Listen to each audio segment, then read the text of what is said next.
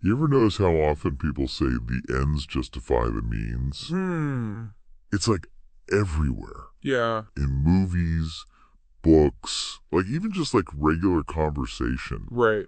But like, is that really true? It's a tough one. Can you just like ignore like ethical stuff if the outcome is good enough? Well, it's kind of the slippery slope, isn't it? Yeah, And it brings up some pretty big questions yeah, about like how we figure out what's right and wrong. exactly. And like that's where I think Immanuel Kant can help us out. Okay. He was a philosopher, Right.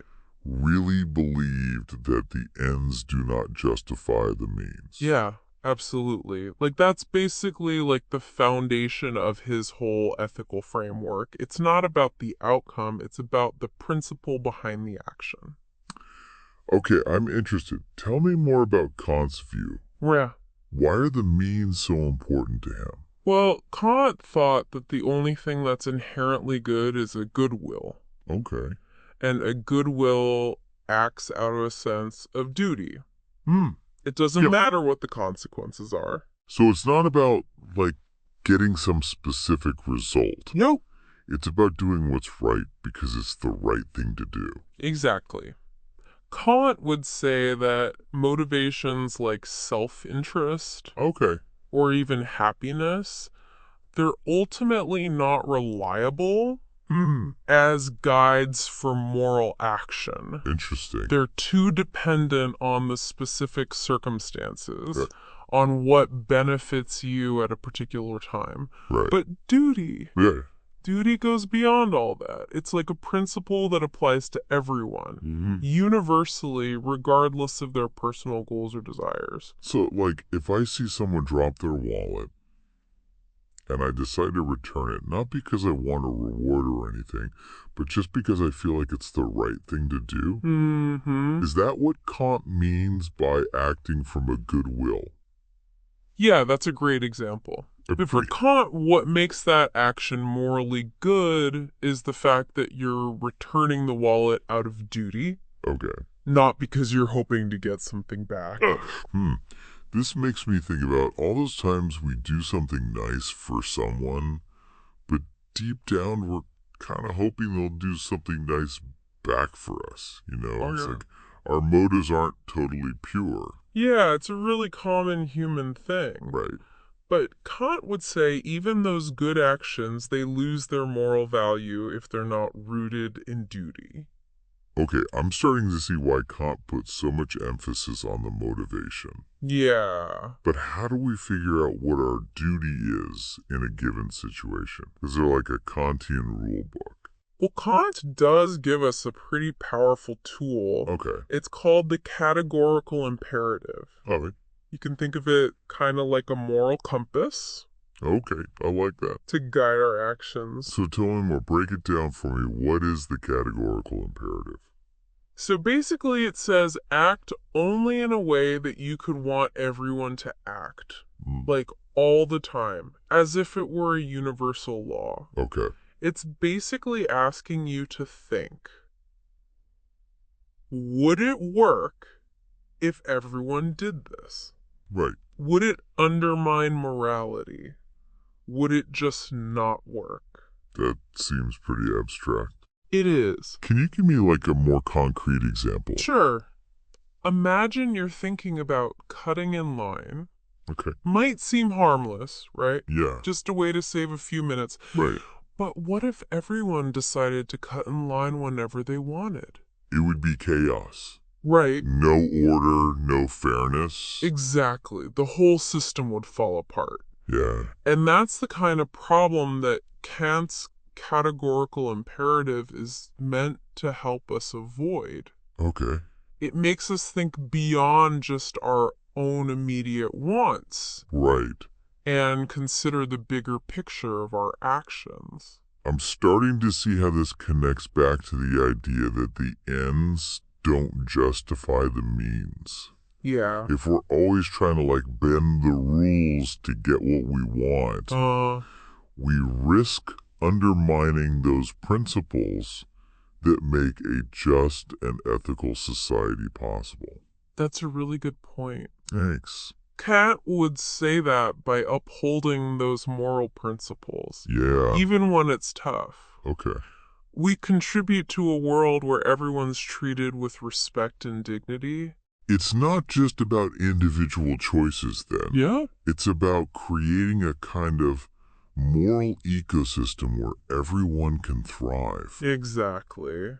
And that's where things get really interesting. Kant talks about this idea of treating humanity in ourselves and in others, Okay. never as just a means to an end, but always as an end in itself. Okay, I'm not sure I follow you. Can you unpack that a little? Sure.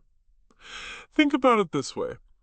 We often use people to get what we want, right? Right? Like I go to the store and I use the cashier to buy groceries. Yeah. But for Kant, the important thing is to do that with respect, Right. to recognize their inherent worth as a person, not just as a tool for my own convenience. So it's about recognizing that everyone has value, Yes. no matter how useful they are to me.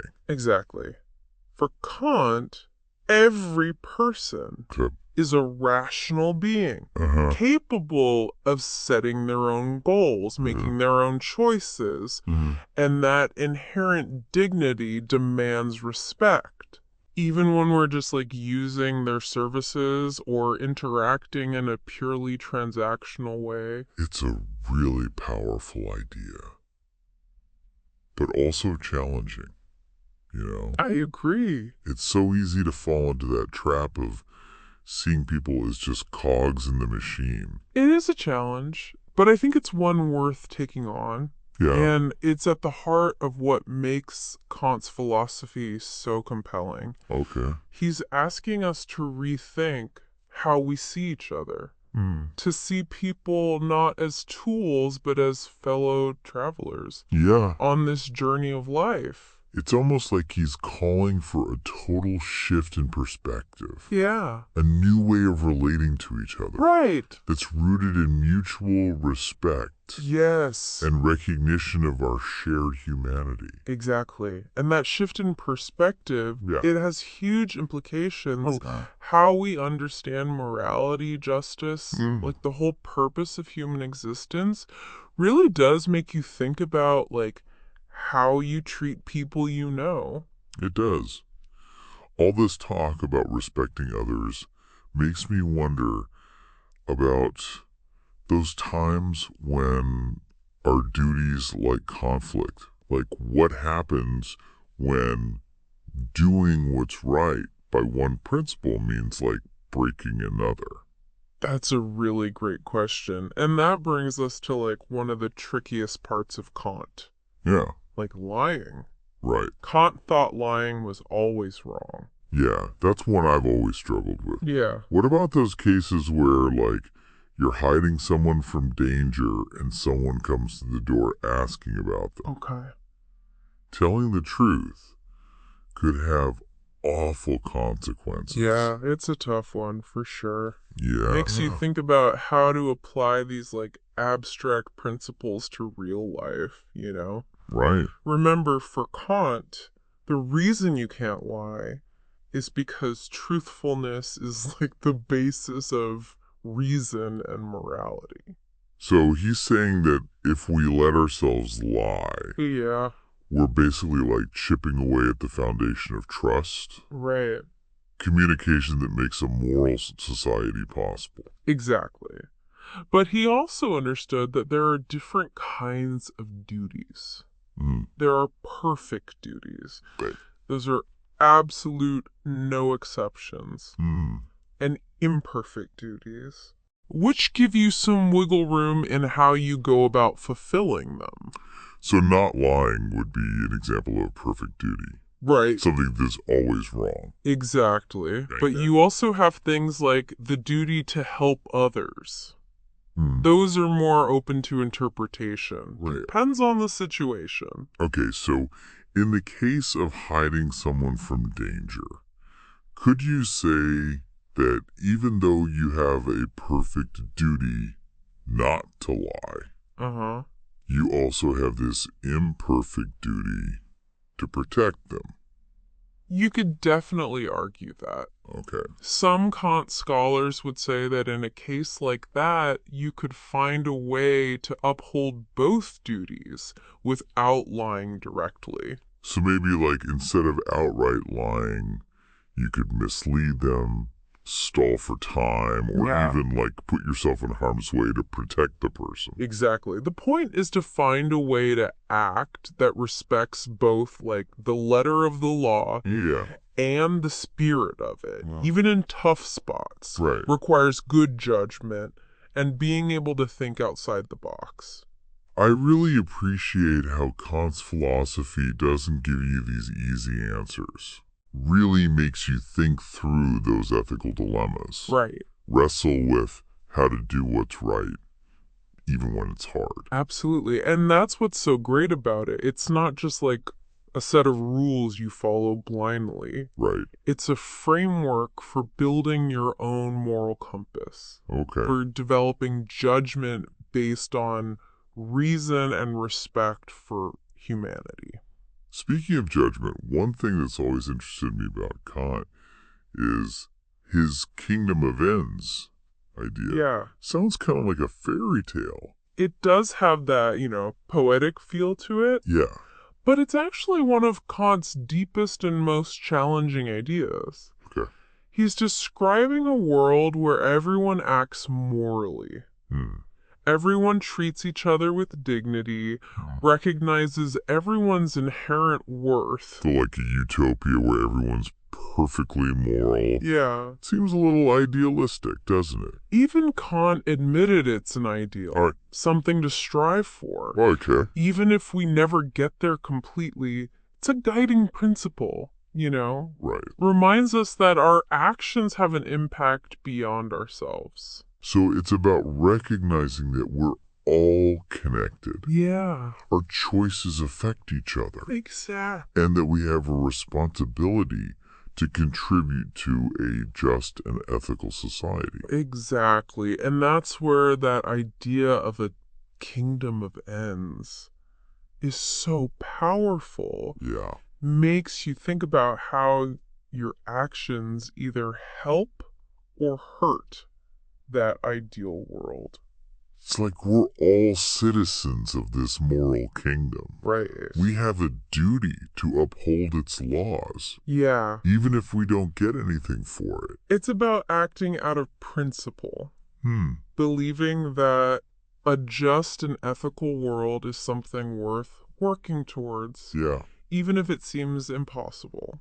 That brings us back to the idea that the ends justify the means, doesn't it? Because if we're always trying to take shortcuts or cheat to get what we want, we're actually making that kingdom of ends less likely. You got it. It's about understanding that how we get there is just as important as getting there at all. Right. If we want to live in a world where everyone's treated with respect and dignity, we have to act in ways that show those values, even when it's hard or inconvenient. This has been really eye-opening. Yeah. Like Kant is saying, we don't just receive morality, we actually help to create it. And that's a powerful idea. Means that each one of us can make a difference. It is. We can all contribute to a world that's more just and compassionate. It really makes me see how Kant's ideas, even though they're from centuries ago, are still so important today. They really are. I think it's a testament to how powerful his philosophy is. Right. He was grappling with these fundamental questions about human nature, morality, the meaning of life. Yeah. Stuff that still matters to us. Even though we've been discussing some pretty heavy topics, right, I'm actually feeling kind of optimistic. Oh, yeah. It's like Kant is reminding us that we have the power to choose a better way. Yeah. To create a world that's more in line with our highest ideals. I totally agree. It's both challenging and inspiring, Yeah. And I think it's a message we all need to hear. It's wild to think about how these ideas are so old but still so relevant, I know. Makes you realize that, like, human nature and the big questions about morality haven't really changed all that much. So true. One thing I really like about Kant is that he didn't just keep his ideas in the abstract. Yeah. He actually tried to apply them to real life, the messy parts of society and all. I'm curious about that. What are some examples of how he did that? Well, he really got into the whole question of punishment. Okay. For Kant, punishment wasn't about revenge or just inflicting pain. Right. It was about upholding justice Okay. and respecting even those who'd done wrong. So he wouldn't have liked those eye for an eye kind of approaches. No way. He thought that even criminals still deserve to be treated as rational beings. Interesting. Like capable of understanding their actions and maybe even changing their behavior. That's a pretty different perspective. It's like punishment should be about rehabilitation and making things right, not just revenge. Exactly. Kant said that if we just treat criminals like objects of our anger or fear, Yeah. we kind of dehumanize them. Right?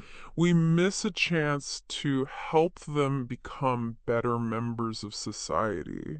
It's a good reminder that even with these tough issues, Yeah. like crime and punishment, we got to approach them with compassion and a belief that people can change. Totally agree. I think that's a really key takeaway from Kant. Or, Seeing the potential for good even in bad situations. And acting in ways that promote dignity and respect for everyone. this conversation has been so great. It's given me like a whole new way of thinking about ethics. Oh, yeah. It's not just about following rules. It's about like cultivating a way of being in the world I like that. based on reason, compassion, respect for ourselves and others. Couldn't have said it better myself. Yeah, It's about recognizing our shared humanity. right. Trying to create a world where everyone has the chance to thrive as these like rational, autonomous beings. As we wrap up this deep dive into Kant, I keep thinking about that song Autonomy by the Buzzcocks. Oh, cool. It's like a punk rock anthem Right. about freedom and responsibility, Yeah. and it really captures like the vibe of what we've been talking about. It's a great pick. Who knows, maybe Kant would even liked it. Huh? Maybe. Thanks for joining me on this journey into Kantian ethics. My pleasure. It's been really thought-provoking, Oh. and I'll definitely be thinking about all this for a while.